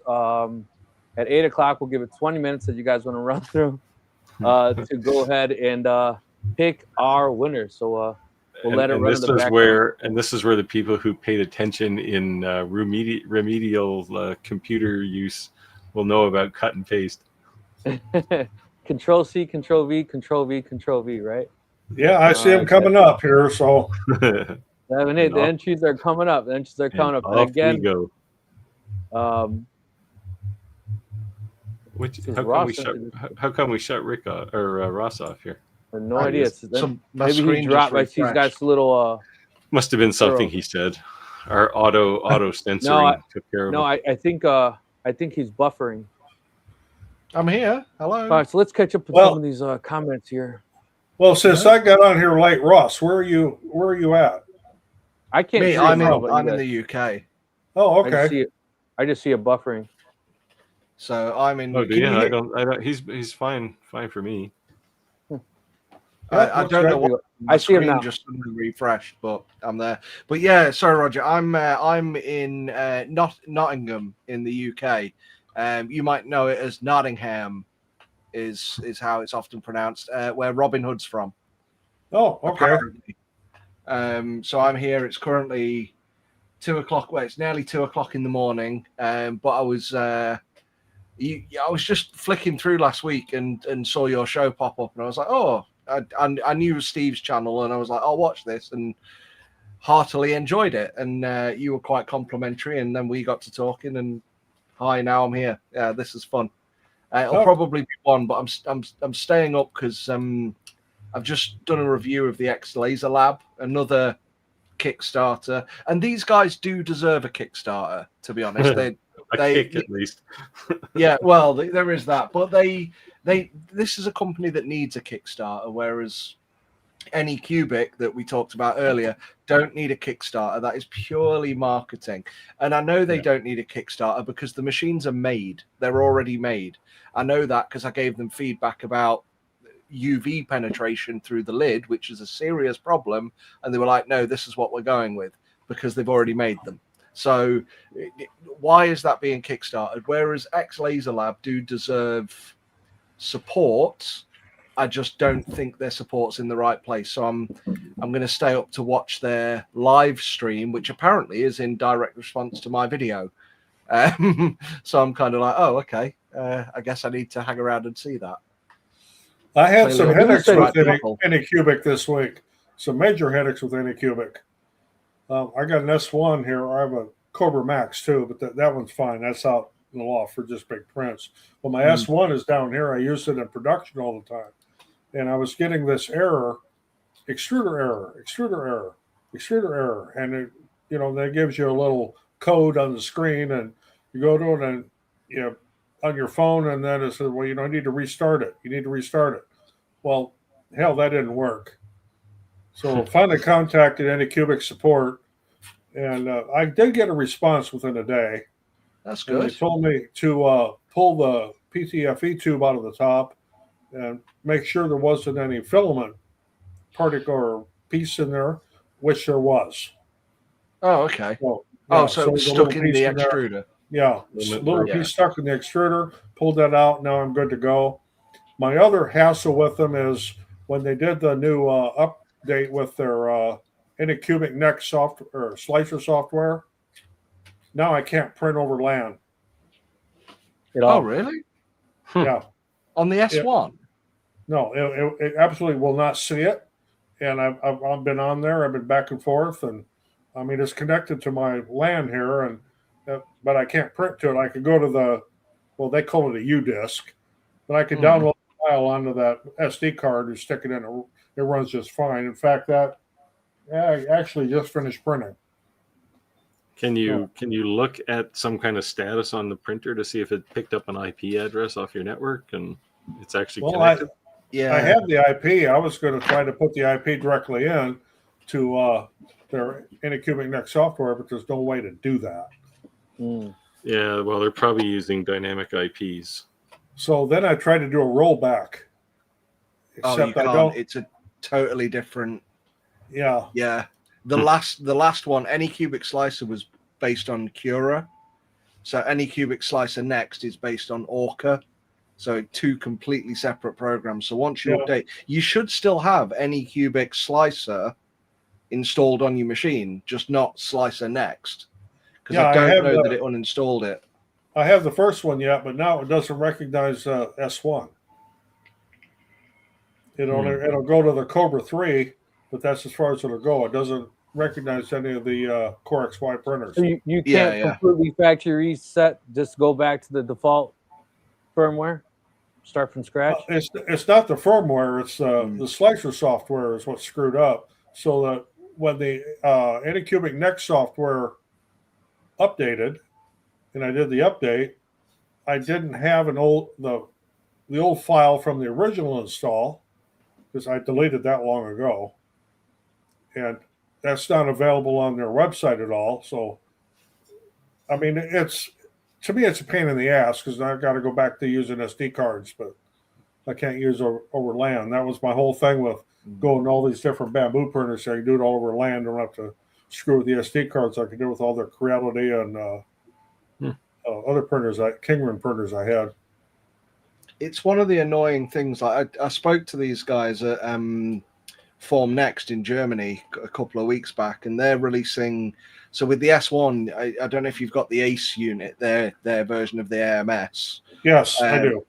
But they're releasing. So they're releasing with the S1 Max, which looks like a nice printer. They're releasing the ACE 2 Pro, and the ACE 2 Pro is backwards compatible with the old printers, so you're going to be able to get the new ACE 2 Pro, but the new printers won't be backwards compatible with all these older ACE units. And it's just one of those little things where, like, Bamboo have done it. Like, you get a Bamboo printer, any of your new Bamboo printers work with the old AMS units. So if you've got some old ones lying around, you can move them into the new modern printers. But you can't do that with Anycubic. So there's quite a bit. This is what you get. Like, I class Anycubic as what I would say is a mid-tier brand. They're fine. The machines do the job. They're passable. But it's this level of long-term continued support and lack of an ecosystem you just don't get with them, and you're not going to. It's Shop Talk Live, guys, in the comments. I thought there'd be a lot more entries. Remember, you're not just winning a pink one. You can select any color you would like. I just thought the pink was cool. That's all. Shop Talk Live, hashtag Shop Talk Live automatically enters you into the giveaway. I'll have it shipped directly from Lowe's directly to you. So I'm going to have to arrange shipping. But come on, guys. Come on. Get your entries in. I guess I should mention, too, next month we're going to hit our 100th episode. Yes. We'll be giving away a algal laser. I'm going to be giving that away. So it's a diode laser. I can't remember how many watts it is, but it's a decent laser. Is it a P3? It's open frame, right? So it's probably a P1. It's open frame. It's sitting on a shelf up in my loft. I don't use it anymore. Nothing wrong with it. I just don't use it. Radui said, I saw one of your videos talking about kind of like kerf adjustments. I can't find it. And could have used it for tolerance issues I had. You don't specifically say what software you're running. I assume it's Lightburn. There is a kerf adjustment in Lightburn. There's also one in like Xtool Studio. So if you're using an Xtool laser, you'd have it too. Chris said Kickstarter is a safer bet these days as you use more marketing tool for financing new products. It's not. It isn't that they're doing this. It's not that they're using the tool wrong. They are financing new products. It's that the company financing it is a multi-million-dollar company, not some guy with a good idea. Yes. I think it was like a level playing field for the small guy to compete with a large corporation. And now of large course, corporation is just stomping the piss out of a little guy. and of course, since Kickstarter takes a cut, they don't mind when a Eufy make, which is a mega corporation for consumer products, makes like a $45 million Kickstarter program, right? Yeah, So absolutely. they're not gonna going to say push no. back on it. Yeah, they're not going to say no by any means. Steve, So you're up. Tim says, "Are you sure they're going to Kickstarter?"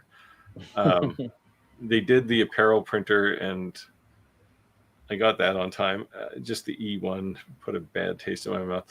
I wouldn't be too neg towards the E1, but it's not Kickstarter. In the case of the E1, they found just a couple of serious issues that they wanted to fix. It's better to fix them before you open the box than to try and retrofit them all once they're in the field, right? So that's why they did it. I think on this second one here with the magenta ink, I think they were being a little overly cautious, but they could have just said, "We're not shipping the ink. You'll get it later." Somebody want to take this? Photon M3. That's one of the printers I bought, sold without using. Dang, I'm not familiar with the Photon M3. It's a collector's item now. Who is it? Oh, you're on mute or something there, Ross. I muted because I was typing because I was looking up the original M3. I could still hear it. I spoke to somebody in the comments. It's one of the things I was typing to earlier because we were talking about the M3 Premium, and the M3 Premium was a god tier machine. It was incredible for the time, and even now it's amazing quality. We didn't really need better than that. The M3, the one that came before it, was hot trash. So don't worry, the printer that you gave away without using, don't worry, you gave away a turd. It really, they weren't great. Any Cubic have got this kind of good, bad, good, and they're on a good upswing at the moment when it comes to resin printers. So let's hope this is a sign of what's to come. But yeah, check out the review, know what you're buying. Yeah, 8 minutes left in the giveaway, guys.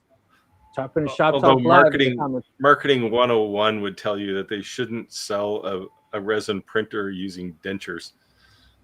Yeah, not to consumers. Clack said many companies are selling lasers. Exfil sells the whole system. They're a bit more expensive if you want the experience and the extra features. And that's experience is the magic word there. They're selling an experience. Yeah. Great Laser Supply says, I don't need 6 or 8 lasers. Nobody needs them. No, so here's the problem. You buy a laser, right? And I'll quote Steven this. Your first laser is not your last laser, and your first laser was the wrong laser, right? If I said that wrong, you can correct me. Well, no, you're going to make a mistake when you buy your first laser. There's no question. Right. And I think that when you buy your second or third, fourth, fifth, and sixth laser, it's not that you replaced one. It's you bought it. Everyone always says, what's the best laser? What's the best laser at laser engraving that type of material, right? So there's not an apples to apples comparison to say a UV versus a CO versus a fiber versus a MOPA. It's what are you engraving, right? So there's a best laser for the material that you're engraving, not a best laser period, right? Yeah, I mean, at the end of the day, the best laser is the one you have on your desk, right? Yep. Yeah, it's the one that works with no problems. My go-to lasers, and I have 10 of them yet because I've downsized. But my go-to lasers, the longer B1, the longer Ray 5, and the Ortur Laser Master 3, which is an antique. But I use the hell out of it. I'm still using it. You can soon mount that under glass and hang it on the wall. Wow. Yeah. My longer B1. Yeah, my longer B1. Yeah, my longer B1 is my workhorse. Yeah, I have 2 longer B1s. And when I get into a lot of cutting, that's what's done on the longer B1s. Yeah. My Tesla V35 was my workhorse, and I got rid of it, and I sold it, and the longer B1 replaced it. And then my other one is the Adamstack Craft. I like the Adamstack Craft because using the dual laser because I like doing illusion engravings, and the IR laser and the diode laser at the same time creates that funny look. So nobody's really heard of Aether for the last 6 or 8 months, but their website's actually still alive. Well, go back a comment there. Go back. Okay, so Red is saying it was like curve, but for a tolerance adjustment. If your 3D print didn't come out the size you wanted, that's not really called curve. It might be more of a scale. Like scaling, yeah. Yeah. You can scale it up or scale it down. Unless you're talking about if you don't like the way the layers look, you could change the layer height. My speaking of scaling, my personal victory this week was I needed to print a new handle for my snow shovel. So I printed that. I was going to design one because, I like to think I make everything. And I sat down with Fusion. I got ready to go. And I went, oh, this is kind of hard. Let me just go look at Maker World first and see. So I did a search for shovel handle, and there were 259 results. Yeah. I thought, well, I'm not going to design one. I'll just take one of these. But the one I took, which is great, has a tapered hole in it. And I ended up having to scale it up a bit just to make my handle fit in there, because my handle's a piece of metal pipe. It's not a tapered like ash shaft or anything. So Steve, I'm laughing at you because before I had a 3D printer, I asked both of you your initial reasons for wanting to purchase it. Was it to sell something to someone else? Do you think it was just something you're going to use for practical functions and uses in your house? And you said that you'll find yourself using it more and more and more. And then obviously as you gain experience using it for yourself, then you become more experienced to make it readily available to everyone else. But it's funny, like you're saying that, like even just these simple things like that, you're like, huh, I can do that. I mean, like a toaster tray for my vintage toaster, Is it one of those? It's just a plain little tray, but is it one of those Chrome? What are they? Yeah, it's your basic. Or Oyster. Like, think of the cheapest toaster you can buy, and that's the one I have. Oh man. Radu said, Ross, what's the alternative software for 2.5D for photos? I can't remember. Let me go and grab my thing. Talk amongst yourselves for 1 second. Whoa. I'm glad he's off camera now if he's grabbing his thing. He showed us the other one, so he's gonna. Yeah, he did one of his father, and it's a 2.5D. It looks really nice, actually. 3 minutes left in the live, guys. Flood it with the Shop Talk Live, and you got to put hashtag the pound symbol Shop Talk Live. If you don't push the hashtag, it won't count you guys. So I see a lot of people writing Shop Talk Live. You have to put hashtag Shop Talk Live. He's got the light under his chin. He's about to tell us ghost stories. Okay, hold on. So once upon a time, children. So these show up a lot better under light. So let me turn the light off. That's the one I showed earlier, which is a 3D model. But the one you want when you're doing like a memory piece, and it looks quite ghostly there. You can't really see it. But as soon as you put a light under it, and you see the difference almost immediately if I can get them together. So one of them, because you can see through it. Oh, that's way too bright. Because you can see through it, you can see the back of his head and the back of his collar through his head on this one.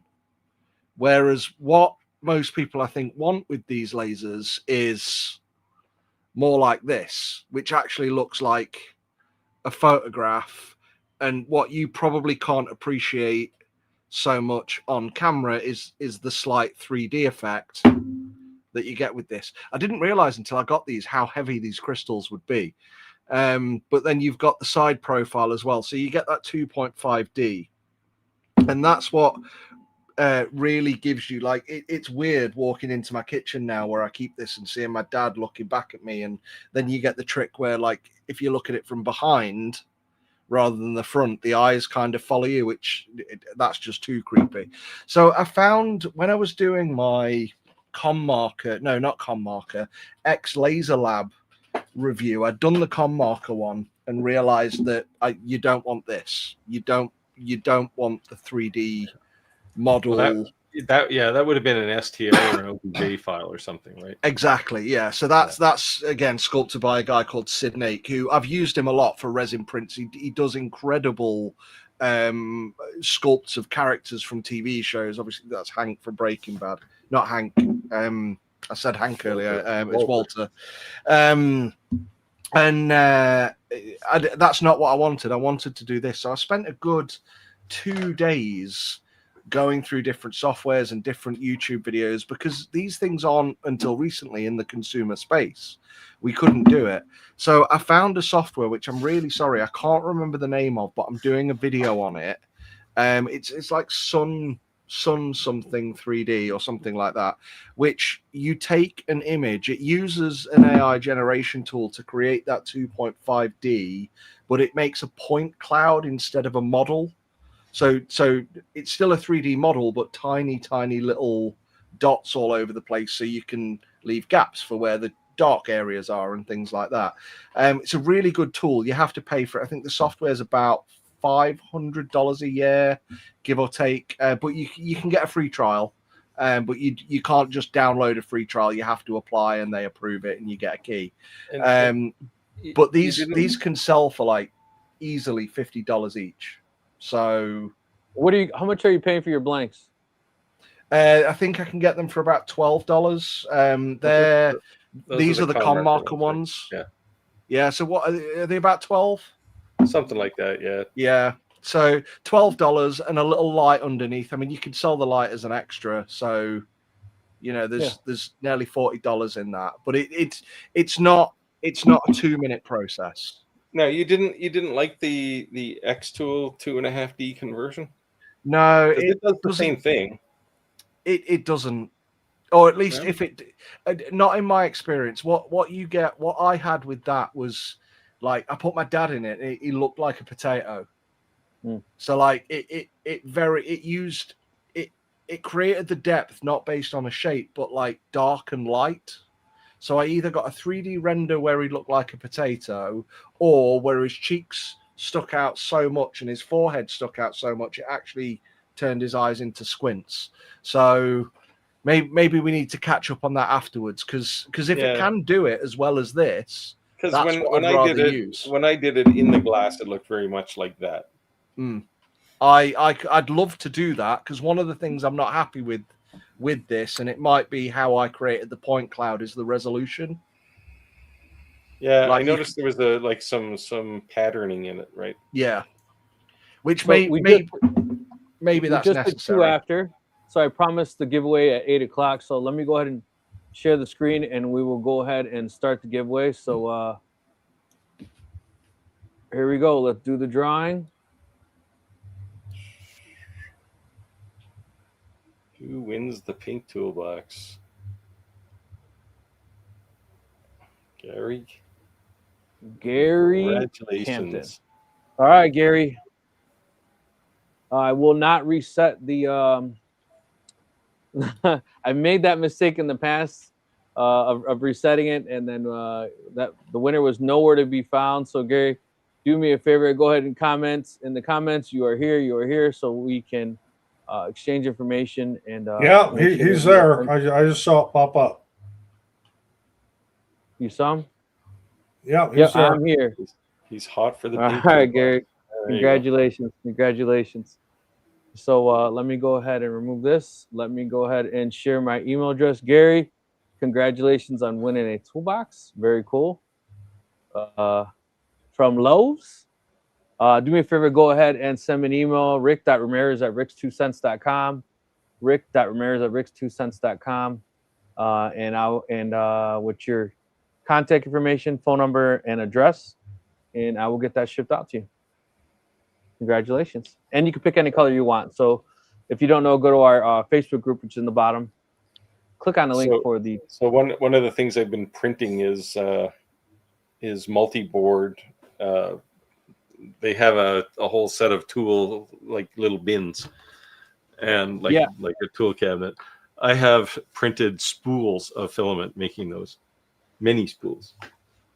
But they're useful. Like anywhere you got an empty wall, you can put up a rack of multi-board and then stick something to it. Get into multi-board and Gridfinity, and you're down a rabbit hole. Yeah, Gridfinity. I did. I saw a ton of kitchen drawers. I did vanities. They all have Gridfinity bins in them now. I saw a ton of people using those little toolboxes for everything besides tools, makeup, you name it, and going crazy with the organizations in there. So yeah. So if you go on TikTok and you type that toolbox in, you'll see people just making videos of just the toolbox doing nothing with it and getting thousands and thousands of views. So very cool. Very excited about our winner tonight. Let's see here. I think one thing we were talking about earlier was filament. Just one tip. I don't know if this will help anyone. If you're after decent filament at a good price, if you go to Elegoo, they do bundles of 10, so 10 kilos. And I think it works out just under or just over $100. So you're paying like $10 a reel. Oh, wow. They're black in the cardboard spools, and it is cardboard. Their black is fine. It runs brilliantly on Bamboo's normal black PLA filament. But even though they're on cardboard spools, what you can do is, if you've got any of Bamboo's refills, you just take the spool, rip the cardboard side off, push one of the refills on, flip it over, rip the other side off, push the refill on. It works just like a Bamboo refill. Mm-hmm. You can put in the RFID tags, like you said. You can even print holders for the RFID tags. But that's super cheap. But it was such a good deal. Bamboo have now closely matched it. So Bamboo have got deals on now where if you buy bundles of 10 in either multicolor, or I think you can get like a black and gray or just black, and that's really good. It's a bit more expensive, but it's an official Bamboo one. So there's a tip, Right. just because we were talking filament, some cheap stuff for you if you want Elegoos. Don't get the white or the gray, though. That's trash. Oh, that, Sunlu also has a recycled filament they do. Yeah. And if you get the black is black. I wouldn't do any of the colors because they're junk. Yeah. But I use the Sunlu recycled filament, and it's cheap. I use that for prototypes all the time. Yeah, I got one of those in my printer right now, and no matter what I do to that roll of filament, it no matter what I print, it'll string every now and again. And I've dried like the humidity in my AMS is very close to 0, and it's still stringing. It's like, give me a break. So really? Happily that roll is almost gone, but so it's the only one I've had do that, though. I've had other I printed other rolls of black Sunlu, and it was fine. So I don't know, something weird in that one. What are you guys keeping what's the humidity level consistently in your AMSs? Okay, I'm looking at mine right now. My AMSs are at 9%. The ambient in the room down here is 25%. Wow, that's pretty dry in the room. Well, it's Illinois and it's wintertime. So yeah, 9%. I'm horrible then. I'm at 32 and 37. you got to do some. You got to do some the AMS drying on. Yeah, turn it on and let it run overnight. Yeah, you got to dry it. I've got 20 and 15, and my room's 37. So, but I'm in the UK, and it's always wet. Yeah, well, that's how. But do you guys have the iridescence inside the center of the rolls? No. Yeah. I don't do that. I have desiccant things that I printed that I put in between the spools and the AMS. Yeah, I have those. Yeah, that's what I'm saying. Yeah, I don't have those. I need to print those and do that. And I saw that before you shared, Roger, that big container that you were buying off Amazon that you could just microwave. Actually, it's right here. I need to buy those too. Yeah, and about once a month I put mine in the microwave and cook it down till it's orange again. It's it's the reason I love the AMS. Yeah, that's what I use. What you've got. That's the blue stuff, right? Yep. Yeah, the blue stuff's bad for you. It turns pink, and then you gotta throw it in the oven or the microwave and dry it back out. The blue stuff has got some bad chemicals in it. That's why I use the orange that turns brown. Well, I try not to eat much of it, so. Well, no, it's vapored off, I think, when you heat it. It's only in your microwave that you eat out. It's not a big deal. Yeah, it's not a big deal. I like this moisture. I like this comment. Walked into this room, I don't feel so old. I can relate to that. So, I'm a senior member here, so. Yes, I am not. Just so everybody knows.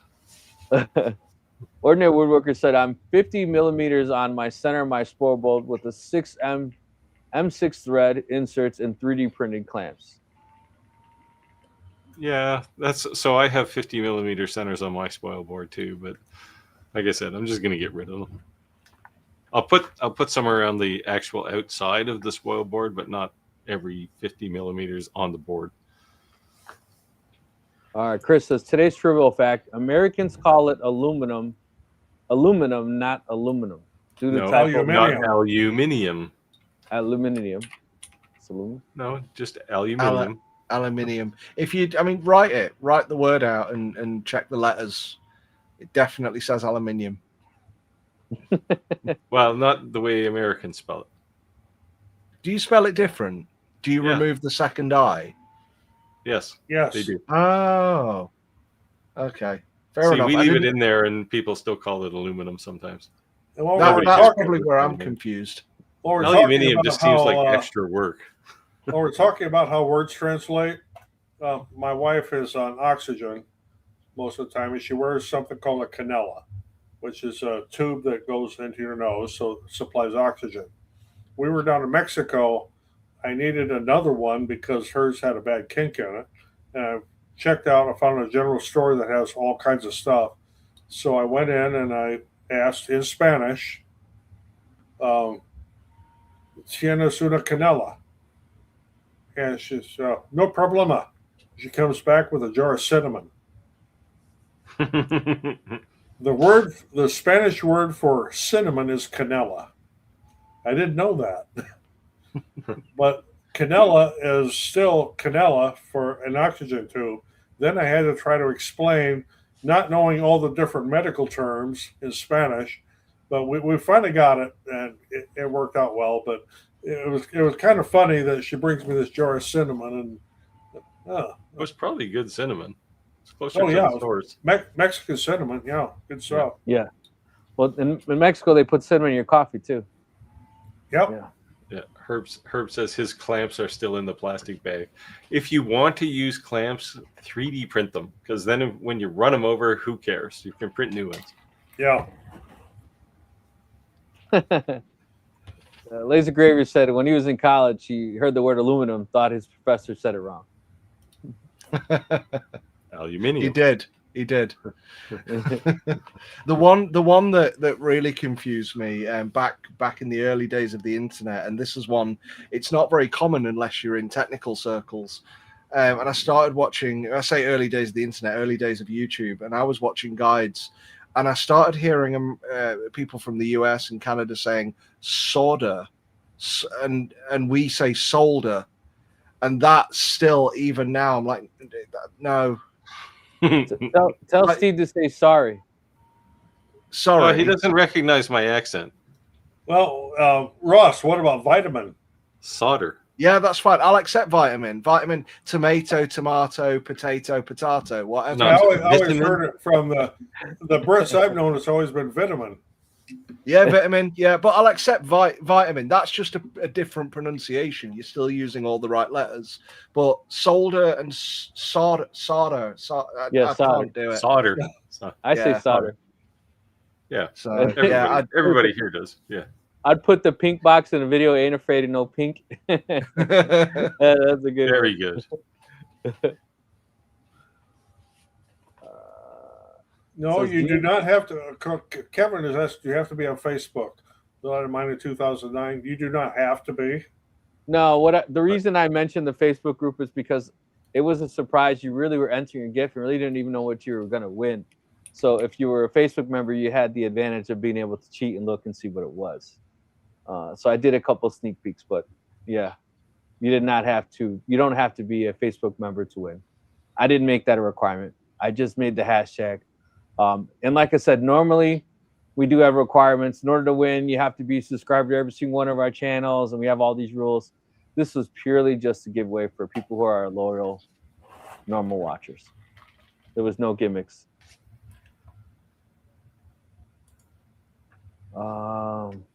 When do you guys want to take this? Yeah, it's a laser craft, 731 laser crafts. Says I've been engraving a lot of some kind of toolbox from Harbor Freight. I've done over 30 of them for a company, put their logo and number on top. Good deal. I think he's trying to encrypt the ammo toolbox. Maybe he thought it would kick it off if he spelled out If what you're it trying to was. put a link in, it's not going to work. Yeah. Okay, this is Samir.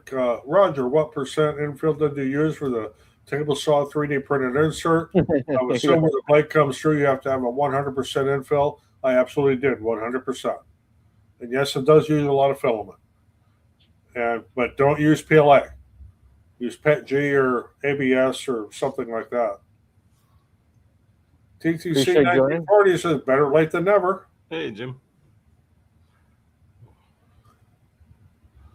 731 says I've done over 30 little boxes. We read this already. Oh, 30 little boxes, toolboxes from Harbor Freight. Geez. A company had me put their logo on the number. Oh, okay, that's just a corrected version of the encrypted one that we had before that. Yeah, it says the issue was a matter of when, if not if. Yeah. Mine is supposed to ship January 9th. We'll see. Cool. Yeah, So what was in the total general, damage? there isn't a bamboo printer going out the door until January sometime. They had a pretty big Black Friday apparently. What was the total damage, Roger, if you don't mind me asking? Of course, I bought a whole ton of filament, so mine was over. I think I spent $3,029 with all the filament I bought, but and I bought the the deluxe version with the 2 AMSs and the extra hot ends, and I mean, if you're gonna go all the way, you know. So the tariffs are actually built in there then somewhere because it's like 3,000 Canadian. Yeah, they did it. It was which is a 30% premium, almost 40%. They actually, I think Bamboo were the only company to apply the tariffs to the machines. They lasted for about a week, maybe 2 weeks, because none of the other brands did. They just absorbed it into their own costs, and then they pulled the prices back down. Yeah. It was quite a wild time. So I think there was a few people who got caught up in that with the higher prices. But Roger, can I ask you a question? Like, weirdly, it's not often I get feedback, and I do a lot of reviews on printers like this. So obviously the H2C's got wonderful features. You've got the 6 nozzles on the right, the extra 1 nozzle on the left, so you've got faster switching. But there are other machines out there now, like the Snapmaker U1. Prusa have just revealed the Bondtech Index add-on where you can get nozzle changes. What is it? Because I think I know the answer, but I just kind of want to get it confirmed. What is it that drew you to the H2C over the competitors?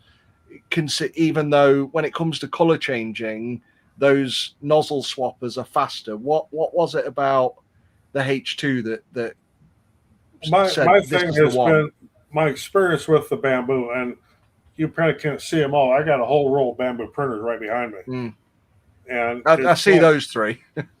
Yeah, it's my experience with Bamboo, and I've got some other ones on the other side of the room here. I do a tremendous amount of printing, and it's of course I don't run it when we're doing this live stream because it makes too much noise. But we used to do that, and I get flack over it, so now I don't. but Roger over the years has upgraded, reinvested in this company, I would say. Yeah, and he could now have all those printers running behind him and wouldn't hear it. And before it was loud. So the bed slingers. It was the bed slingers. Yeah, the bed slingers. Yeah, when we first started up the live stream here, I was running about 6 bed slingers behind me, and it made a lot of noise. Yeah. I just thank you. That is genuinely what I thought. It's about the experience, isn't it? It's about the reputation they've got, the ease of use, you're just using them, they just work, and they continue to grow off that. And that's the thing that I try to convey to people in reviews of these products, because it's not a tangible feature of the product. It's not something you can go, hey, it's got these ports, it's got USB, this is placed here, that's there. it's an intangible add-on. And when you look at things like Maker World exists, and that is Yes. growing. They Right. have absolutely, it's so easy. Insane. Yeah. My And then other you've thing, got, my other thing with Bamboo is their tech support is absolutely top notch. Mm. I mean, if you have a problem, they're right there. All the parts are available nice. on their website. Yeah, Yeah, it's nice you can buy the reasonable. parts. Yeah, I mean, everything is it just works. And my big thing is the best machine, whether it be a 3D printer, a CNC, or a laser, is it works with no problems. Mm. That's my biggest thing. Is Yeah. I do not like problems. Yeah, it's No, not that you're handy and you can fix it. You bought something new, you don't want to fix it, right? Yeah, Exactly. I'd be Just work. interested to see how reliable the H2C is. It reminds me, and how quiet it is. It reminds me a bit of an old mechanical phone switch, if you've ever seen them, with the big rods of gears going up and down. That's what it reminds me of. It looks it almost looks unfinished. You just got these things hanging out there on the side with all these steel rails. And I forget the name of the brand, but I saw the trade show that they had all these new 3D printers, and the day after Bamboo Lab dropped the H2D Pro, there was another brand that dropped them, and they have the heads in the front, and it was like almost like surrounding that thing. It had way more than the Bamboo Lab had, and it had that's going all over the place. It looked like a yeah, like a Frankenstein. Yeah, that could be the Prusa one. It looked even more like a mechanical nightmare than the H2C does. What's led me to the H2C, and the reason I bought it, because I'm starting to do car parts for replication for antique cars, and which brings up this next question that's here on the comments. I have a question about a 3D scanner. Do you, of course, I don't know what that word is, but have probably. Do you have one? I do not have one, but I would like to have a good one. Yeah. Great. So I have somewhere in my junk bin, we'll say, I have a Creality. I don't know. They name these things after animals, beaver, whatever, otter. Anyway, it didn't work very well. No, and I had one of those. Of course, you know how I am about Creality, so. Yeah. Unfortunately, not a lot of companies make them. I missed that. Yeah. Sorry, which one didn't work very well, Steve? This Creality scanner. Oh yeah, if it's made by Creality, it probably doesn't work well. Well, I wasn't trying to be biased, but I am. But I used it for a bit to try it, and I just never really. We need to have you on the live more often. When the Crowley comes up, you and Roger kick in on that. It's say if you think Ross is biased, you got to hear me. However, I do have a question for you, Russ. Since you went to Formnext, did you see Creality's new metal filament? Not Creality, Bamboo. Sorry. Maybe. Yeah. Okay. When are they going to start selling this? I don't know. So it's not theirs. It's another company that was there. I tried to find out who, but they were being quiet about it because I don't think they want to announce it yet and have other people. But there were multiple brands there. There was one, if you check out a channel called Rising Ape, he did like a summary video. He's done a few Formnext videos, but he did a summary video, and one of them talks about metal filament. So there's a few places that do metal filament, but you're looking at like £40, so maybe $50 to $60 a kilo. And bear in mind, a kilo of this is not the same length as a kilo of PLA. This is a lot heavier. It's about 10 feet of filament. Meters, so that's it. So I think you can buy it in like 500s. If I remember the name of it, I'll send it over. Yeah, I happened to see it. Somebody sent me a shot of it, and I thought it was almost a joke because they said it was 90% metal and 10% actual kind of plastic holding it together.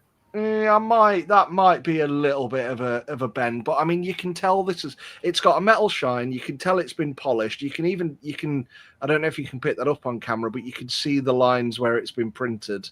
But they've obviously done some. Say again. Will a magnet stick to it? I've not tried actually. Have I got one? Probably not. Yes. I don't know Well, if you can see. I've seen that. Yeah, It's iron filament, right? It'll rust. I'm trying to. yeah, I saw that. Yeah, So we've got. Yeah, There so you it has got something in it. I don't know whether it's I don't know if it's iron and then coloured, because the company I did see, who I can't remember. This is why I write things down and read scripts. They had a bronze, a gold, but that might just be coloured versions of the same material. But yeah, this has got weight to it. They don't know I've got this. I stole this. So Well done, you. They know now. Yeah, I was just like, okay, I want to cover that. That is that's really good. So did you do the old, hey, look over there? No. I was just out later. I was just playing with it and walked off. I did leave. Weirdly, they've got probably worth more for my where is it? My Pocket 3, my battery that goes into my Osmo Pocket 3. I left that at their booth. So fair trade. Yeah, they probably won. Yeah. Only the battery. I still had the camera. So either way, and the amount of printers I've probably sold through their links, I think through my videos, I think we're probably even. It's all good. I'm considering this a bonus, but I just saw it and I was like, "Oh, I want to show that to my friend James." They had more than this. They had a rook, like a huge rook. Yeah, I saw a few pictures. One of them was looked like a Mayan mask or something. Yeah. They were so heavy. Yeah, that's what they said. It weighed it had serious weight to it. Oh, APT Marketing said I never really knew what a CNC really was until I started doing research. Now I'm confused. Laugh out loud. What's the difference between a laser and a CNC? Aren't basically the same. Oh, no. not at all. Not at all. Yeah, they are. So who wants to? Let's throw it at the noob. Go ahead, man. You're new to the group. You can do a lot of things on a laser that you can do on a CNC, and you can do a few things on a CNC. You can do a lot of things on a CNC. You can do it on a laser, but they are not the same tool. The thing you'll see in the results, you'll never see scorch marks on a CNC piece of work, and you'll almost always see scorch marks on a laser. Depends how blunt you will never get a square. You'll never get a square inside corner on a CNC, but you will on a laser. Right. Yeah. And the biggest my point I'm going to add is that the price points, right? Like an entry level laser is extremely cheap. An entry level CNC is not that cheap, but it's not the greatest results. Now a mid tier CNC is pretty expensive. A mid tier laser is pretty phenomenal and still very affordable. So it's really what's the budget. Yeah, there's definitely overlap on what they can do. Yes. But having both of them in my shop in several variations, there are times when I just use a CNC. Yeah. Because it makes cleaner cuts out of things. We were talking before. The point is to have a CNC or to have a laser, but to be able to crossbreed your items. That's what sets you apart from some of these other sellers. That's cool too. Yeah, this is, and we talked a bit about this today, Ross. The using multiple tools to make something, right? Where you have a project where you need both a CNC and a laser. It really does depend on the product. Like I really want to do something that involves a plastic PLA printed thing. The Eufy make UV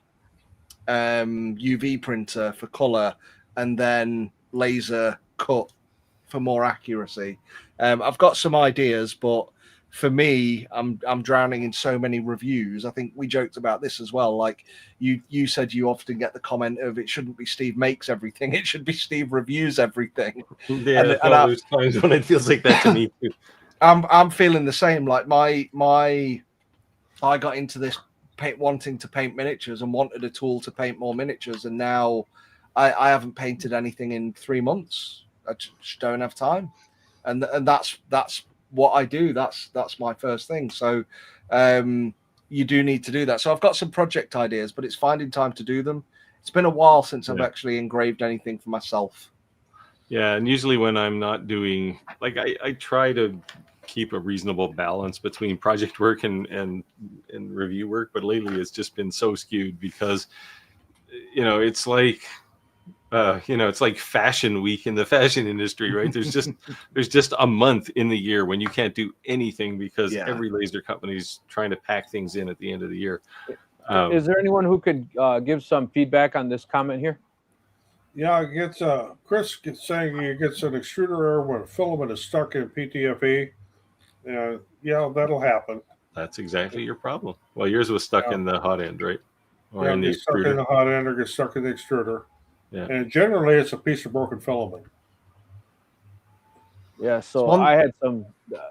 I was saying the difference between the. I don't know if we were live or we were talking offline, but the Bamboo Labs filament versus the Creality. Just the Creality, I've had 2 rolls get stuck just because I had a hard kink at the end. They bent it. Yeah. And the Bamboo Bamboo doesn't Lab do that. No, they don't do that. No, Usually but they there's put a a piece of tape on there. Sometimes it'll get jammed in the tube. Most of the time it slips out of the tape, but once in a while it'll get jammed. Yeah. Right, man. We're at time.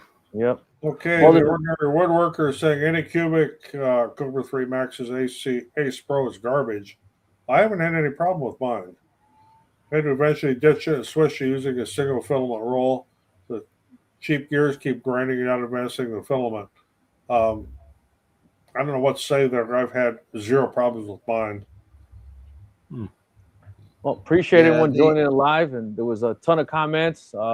I saw a few new names pop up, but definitely a lot of same faces, I should say, and that's kind of the point of this live, was to give back to our normal viewers. So thank you, everyone. And if you are not already a member of our Facebook group, please do join. Steve, Roger, you guys want to say anything on the closeout?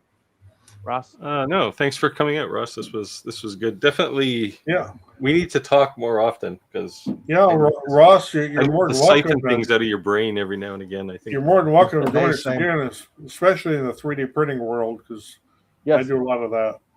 Yeah, that's cool. I'd love to. Thank you for having me, guys. It's been a genuine pleasure just talking fun about this stuff, this hobby, and these enterprises that I'm really coming around to loving. So yeah, thanks for having me. And yeah, we'll definitely talk again. Whether it'll be on one of these shows, maybe if you move it earlier. Yeah, you can.